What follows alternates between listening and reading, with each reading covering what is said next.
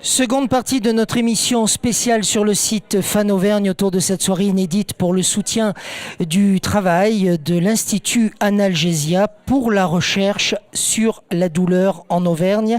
Une seconde partie média intitulée « Ils soutiennent l'Institut Analgesia ». Avec nous, et je les remercie d'être présents autour de cette table, Edith Caillard, présidente du groupe Centre-France La Montagne, André Salagnac, directeur général adjoint du CHU de Clermont-Ferrand et le chef cuisinier Cyril Zen.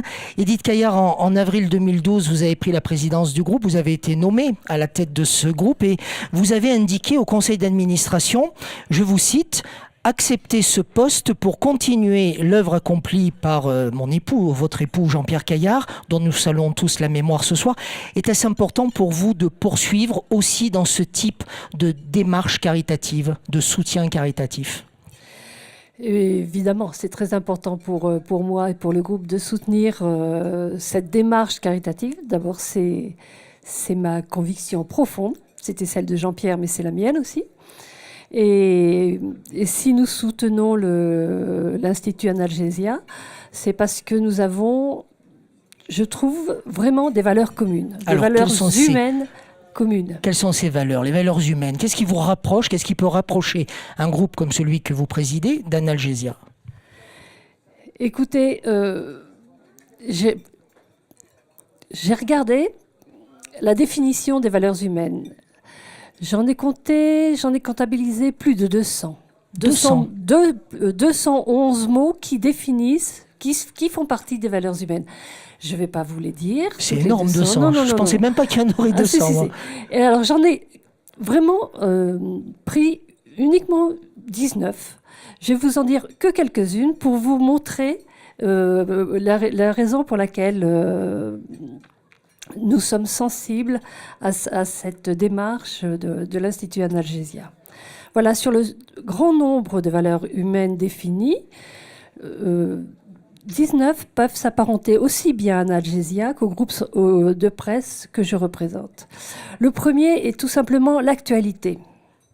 Vous comprenez que l'actualité est de la recherche et de l'avance médicale du côté d'Analgesia, et l'actualité pour nous, qui est notre raison d'être, qui est vraiment la source de nos affaires au jour le jour, au quotidien, voilà. Au quotidien.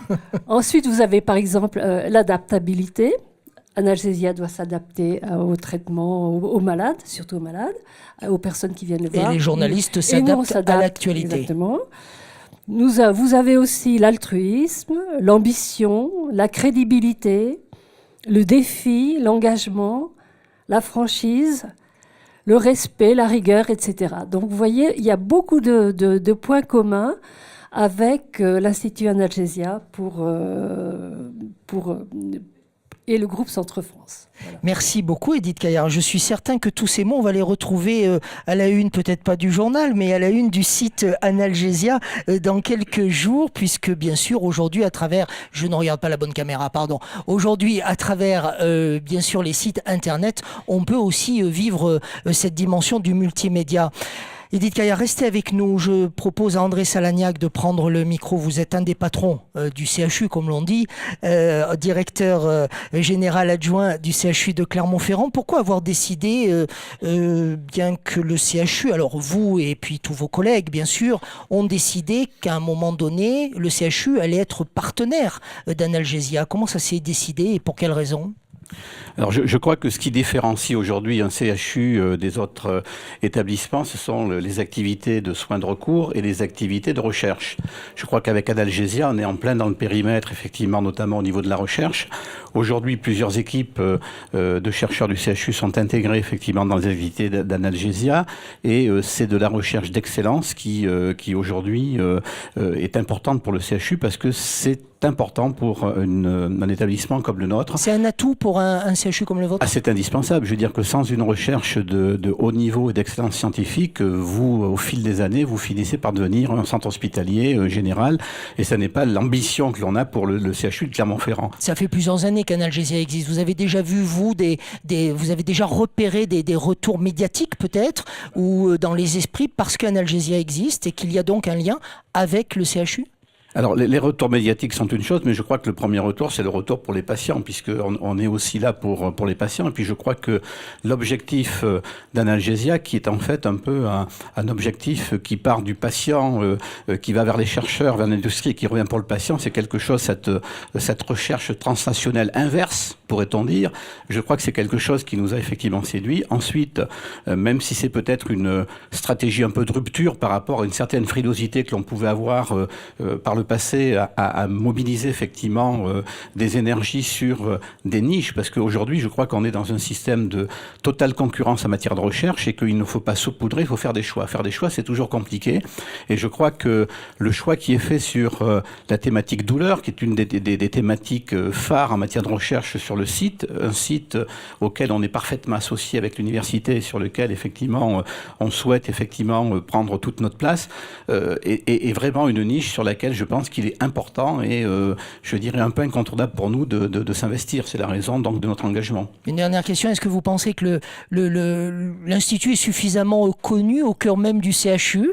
Est-ce que les personnels hospitaliers, on en parlait avec Alain Chalier dans une autre séquence vidéo, à voir aussi sur ce même site, est-ce que vous pensez que les personnels auxquels aussi sont destinées toutes ces recherches, les patients bien évidemment d'abord, mais aussi les personnels dans leur prise en compte, leur prise en charge de la douleur, est-ce qu'ils connaissent Analgesia? Alors j'aurais tendance à dire qu'aujourd'hui la recherche à l'intérieur même du CHU n'est pas toujours connue et n'a pas toujours la place que l'on souhaiterait effectivement lui réserver.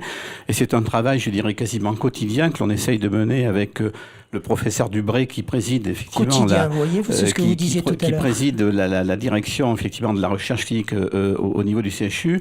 Je crois qu'aujourd'hui il faut communiquer autour de notre donc je crois qu'on rejoint un petit peu effectivement la problématique de ma voisine là. Je crois que on a fait beaucoup de recherches, mais on a fait de la recherche sans forcément effectivement dire ce que l'on faisait. Je crois qu'aujourd'hui il est important effectivement de communiquer et je trouve que l'exemple que nous montre aujourd'hui le professeur Échalier avec d'une part effectivement Algesia Partnership, mais avec l'organisation de manifestations du type de celle de ce soir, c'est l'exemple qu'il faut que l'on suive, parce que je crois qu'on n'a pas le droit de faire des choses sans le dire, et je crois que c'est en le disant que l'on fera connaître effectivement les forces vives du CHU. Et je crois qu'aujourd'hui, il y a des forces vives. Très récemment, nous avons eu une évaluation donc, de nos recherches cliniques par un jury qui était un jury donc, extérieur à l'établissement. Ce jury est venu pendant 3 jours, a fait le tour donc, des équipes de recherche du CHU, et les retours que nous avons eus aujourd'hui sont des retours qui sont positifs, et je crois qu'il faut le dire, voilà.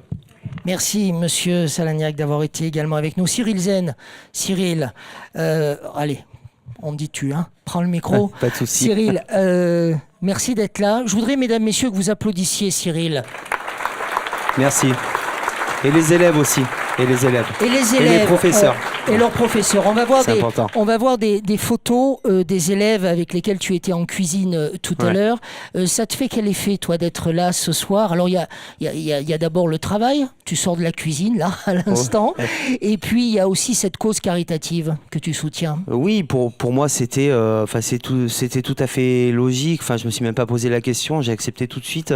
Pour moi, c'est une vraie cause. Et quand je peux défendre les vraies causes et donner un petit peu de mon temps, parce que c'est vrai qu'on a des emplois du temps qui sont bien chargés. Quand je peux donner de mon temps, voilà, c'est avec grand plaisir. En plus, au lycée hôtelier de Chamalières avec Yann Ruffnac. C'est la première fois que tu travailles ici? Non, c'est la deuxième fois. La deuxième fois. Voilà. Bon, ils sont bien, les jeunes. Oui, c'est bien. Et puis ils ont bien assuré. C'est vrai que ça fait du monde, c'est du travail. Et puis on est exigeant aussi. Une émission aujourd'hui, c'est un peu compliqué hein, pour eux. Voilà. Et puis c'est un métier aussi où on est exigeant. Hein. Tout à l'heure, on parlait d'exigence, de qualité, de passion, de remise en question aussi. Et c'est notre métier. Voilà. Tu nous dis un petit peu ce qu'on a mangé ce soir et comment ça s'est préparé? Alors, ça s'est préparé. Déjà, il y a eu beaucoup de travail en amont. Ils ont déjà commencé à travailler hier. Hein. Tout ce qui est fond de sauce, tout ça. Les petites panna cotta au foie gras, avec le foie gras poêlé dessus. Les petites chips de banane. Après, vous aviez un cabillaud avec un petit crumble, un chou-fleur en cru, en cuit. Juste relevé un petit peu avec du citron. Et voilà, le petit macaron. Attendez, hésite. Qu'est-ce que vous voulez dire par un chou-fleur en cru et en cuit? Parce que ça, je le vois de temps en temps dans les menus. Ouais. Et je ne C'est sais des- pas trop ce que ça En signifie. fait, on prend le chou-fleur. Bon, là, on a travaillé avec du chou romanesco, du chou-fleur. On va en prendre la moitié qu'on va faire en purée et l'autre moitié qu'on va détailler en sommités. Alors, les sommités, c'est des petits morceaux dans notre langage culinaire. On va détailler des petits sommités et qu'on va passer juste au mixeur pour faire comme une semoule de chou-fleur et ensuite assaisonner avec le jus de citron et l'huile d'olive. Moi, j'aimerais Voilà. bien qu'Edith Caillard fasse la journaliste pour Fan Auvergne. Ah Alors, voilà, posez si vous voulez bon, vous les voulez que deux je pose questions les là. questions Allez-y, Les deux, hein, oui, ça oui. peut être sympa ça. Edith Caillard, voilà, présidente du groupe Centre France, qui pose des questions pour Fan Auvergne. Allez-y, Edith. Alors, j'ai choisi la question. Hein. Ah bah, comme tous les bons journalistes, chère Pas madame. piège, hein, attention. Eh bien, voilà. Quel est le lien entre votre cuisine et la science-recherche? Science-recherche. Science et recherche, j'allais dire que la cuisine, c'est de la science, déjà. Donc, c'est un assemblage, c'est un mélange de saveurs, c'est de la recherche, de l'innovation. Et il faut, il faut toujours mélanger plusieurs éléments, réessayer. Ça, on l'a vu dans les assiettes. hein, Voilà, avec beaucoup d'éléments assembler mélangés. tel et tel produit pour que le résultat soit bon. Et puis Oui. des fois on fait Il des vous essais, arrive d'oublier une des idée cuissons. et Mais de bien vous dire, sûr, mais bien bon, sûr, ça c'est pas bon ça. quand on met bien sûr, c'est là justement le rapport aussi avec la science, c'est quand on élabore un plat ou qu'on teste une pièce de viande en cuisson basse température par exemple, avant de trouver exactement le temps de cuisson à tant de degrés, on est obligé d'essayer une fois, 2 fois, 3 fois. Et parfois, on a des recettes ou des mariages de produits qu'on a beau essayer 25 fois, et on n'y arrive pas. Et tant qu'on n'y est pas arrivé, on cherche. Voilà. Et je pense que c'est aussi rapport avec la recherche de l'Institut Analgesia. Est-ce qu'il vous est arrivé d'avoir vraiment une vraie douleur en cuisine parce qu'il y avait quelque chose de compliqué? Mais j'allais dire que tous les jours, on peut ressentir des douleurs. Que ça soit, nous, on travaille avec du matériel qui est quand même assez dangereux. Les couteaux, les fours. Je veux dire, j'ai plein de traces de brûlures je sur les confirme, bras, oui. de coupures, brûlures.